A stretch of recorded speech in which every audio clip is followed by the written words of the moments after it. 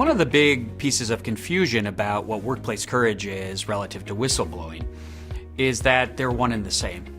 We think of major illegal, immoral, or disastrous events when we think of workplace courage, and then we tend to think about the consequences for the whistleblower. My research, in fact, has revealed that it's a much broader category than that. In fact, I've identified 35 different types of common workplace behaviors that are all too often labeled courageous. We're talking about everyday opportunities for learning, like speaking up to the boss, or talking to your colleagues or peers about inappropriate or problematic behaviors. We're also just talking about stretching ourselves or being innovative or creative on behalf of the organization. Many of these things are even technically part of people's routine job description. And the important thing is, if we had more of these behaviors happen regularly, we'd have a lot fewer whistleblowing cases in the first place. I think it's really important to talk about the difference between just being courageous and being competently courageous, because it makes all the difference in whether you achieve positive things while keeping yourself safe. For example, you can go into a large public setting, a large public meeting with your boss and others present, and say that his or her strategy is stupid or behavior is inappropriate. And many other people in the audience will probably think you are courageous. But it's not likely to go very well for you, and it's not likely to produce the outcomes you want for the organization. It turns out there are things that we can do before the act, during the act, and after the act that make a real difference in the likelihood we produce good outcomes while keeping ourselves safe. Beforehand, we can work on establishing our competence and our warmth so people are willing to listen to us and trust us.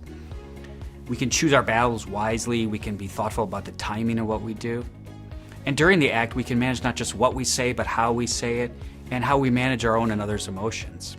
And then one of the most important things is we can follow up. We can secure commitments to further action, or we can repair relationship damage we inadvertently might have done. And it turns out that when we do all those things, we stand a much better chance of actually getting the positive outcomes we would hope for. When we think about courageous actions, we tend to think about in the moment. But one of the fundamental premises in my book is that you won't be ready in the moment unless you've done a lot of practice beforehand.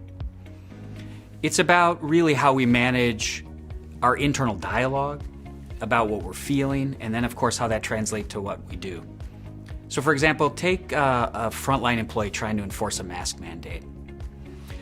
Somebody walks in to his or her store and isn't wearing a mask. The first thing that's likely to happen is an immediate emotional response.